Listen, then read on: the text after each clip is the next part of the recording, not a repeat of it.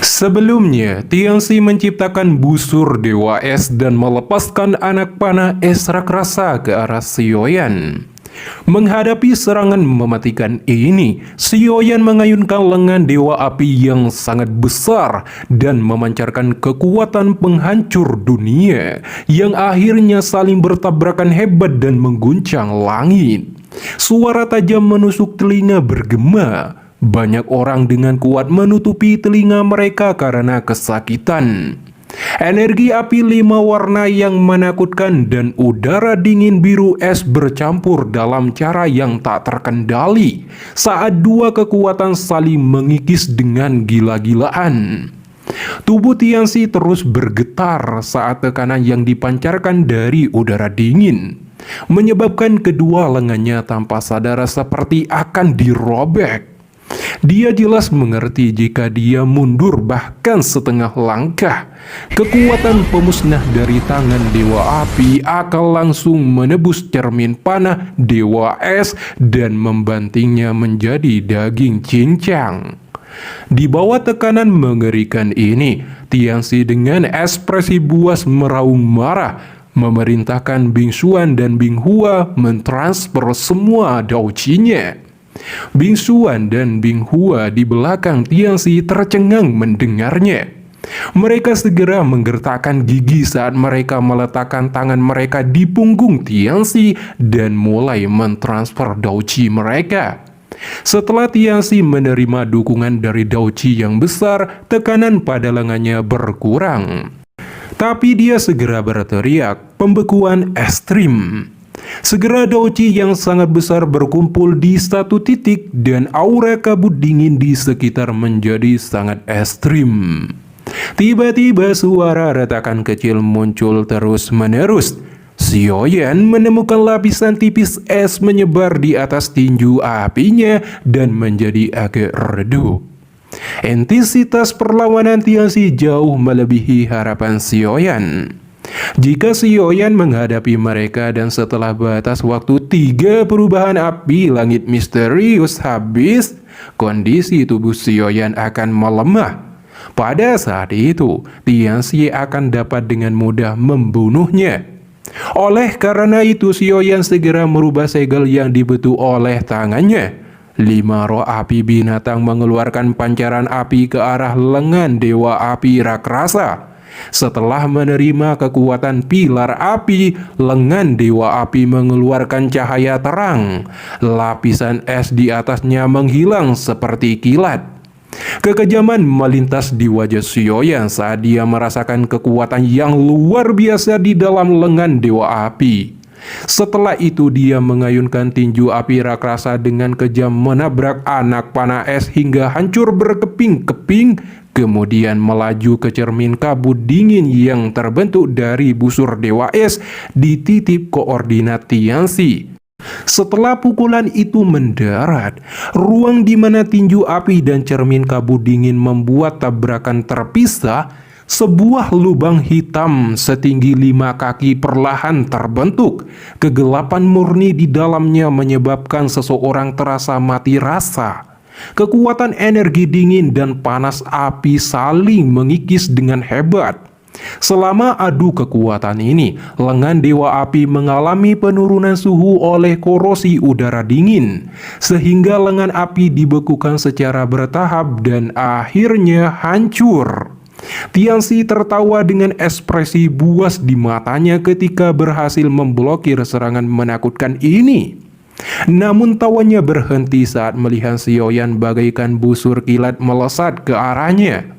Tianxi melihatnya berkata, "Kamu berani menyerang, apakah ingin mempertaruhkan semuanya?"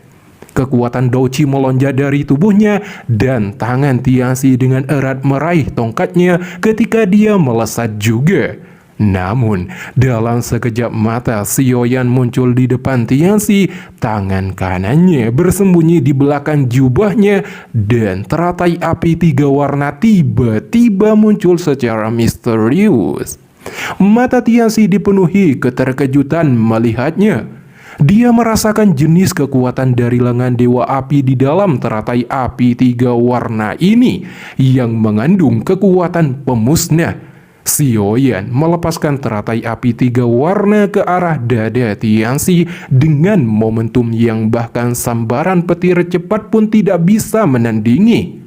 Tianxi langsung menggunakan tongkatnya dan seluruh kekuatannya untuk menahan serangan itu, dan kemudian terjadilah ledakan besar di atas cakrawala.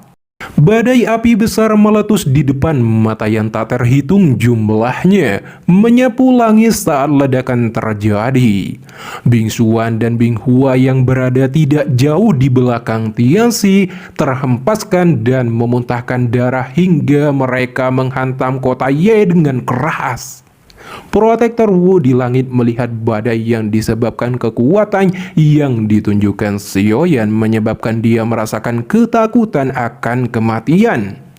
Sekarang, dia akhirnya mulai menyesali semua perbuatannya.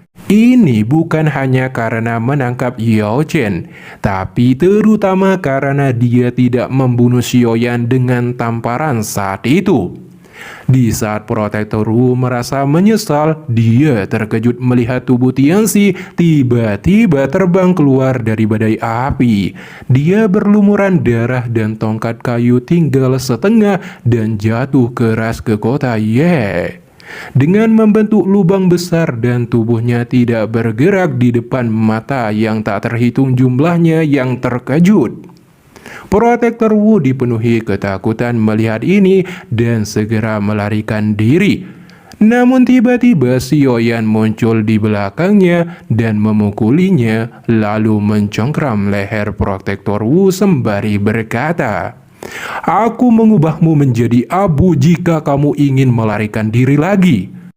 Kondisi Xiaoyan saat ini dengan pakaian compang-camping dan ada darah keluar dari mulutnya. Meski demikian, Protektor Wu masih ketakutan ketika Xiaoyan berkata, "Dulu, apakah kamu membayangkan bahwa kamu akan berakhir dalam situasi hari ini?" Protektor Wu mengancam Xiaoyan jika membunuhnya, aula jiwa tidak akan tinggal diam.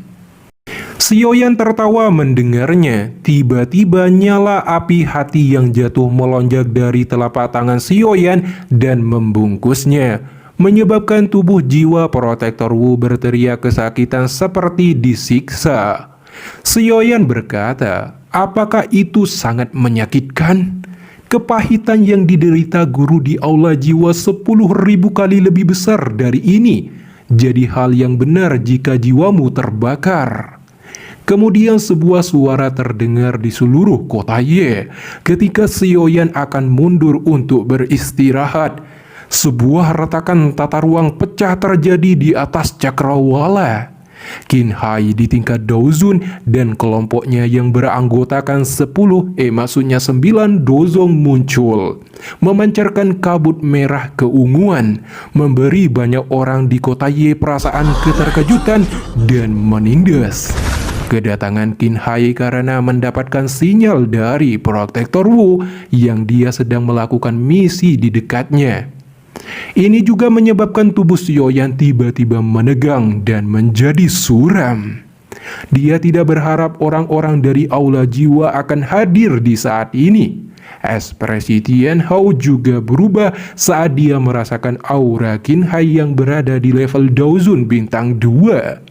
Dibandingkan dengan ekspresi Xiaoyan dan Tian Hao, wajah Tian Xuangzi menunjukkan senyuman pada saat ini. Dia memberi hormat pada Qin Hai. Sebenarnya Qin Hai Zunzi tidak terduga bahwa masalah ini bahkan membuat khawatir orang hebat sepertimu. Protektor Wu yang dicengkram segera berteriak dengan sekuat tenaga, "Tetua terhormat Qin Hai, cepat tangkap Xiaoyan. Dia adalah orang yang secara pribadi diperintahkan oleh kepala balai untuk ditangkap." Mata Xiaoyan menjadi dingin. Api hati yang jatuh segera melilit tubuh Protektor Wu, kemudian memasukkan jiwanya ke dalam botol dan disimpan ke dalam cincin penyimpanannya. Qin Hai menyipitkan matanya berkata, "Kamu adalah Xiaoyan itu. Lepaskan orang itu. Kamu juga harus ikut ke aula jiwa dengan yang mulia ini." Segera sebuah kekuatan berfluktuasi di sekitarnya. dengan cepat membentuk penjara tulang yang menyebabkan Xiaoyan panik. Adapun Tian Hao, dia ingin menyelamatkan Xiaoyan, tapi tindakannya langsung dihentikan oleh Tian Xuanzi. Setelah itu, Qin Hai perlahan berjalan di udara kosong dan berhenti di depan Xiaoyan. Ekspresi keterpurukan di mata Xiaoyan menjadi semakin kuat. Sudah tidak mungkin melarikan diri. Qin Hai berkata bahwa tidak ada satupun orang yang diinginkan aula jiwa bisa lari. Namun saat Qin Hai mengulurkan tangannya ke arah Xiaoyan, tiba-tiba kekuatan tata ruang yang kuat menyebar dengan kecepatan seperti kilat dan menghancurkan penjara tulang yang mengekang tubuh Xiaoyan. Ruang di sekitar Xiaoyan pecah dan sosok modeling baru dokter peri kecil yang elegan, berpakaian putih dan sangat cantik perlahan muncul di depan mata Xiaoyan dan tertegun banyak orang. Dokter peri kecil berkata, "Jika kamu melukainya, kamu akan mati."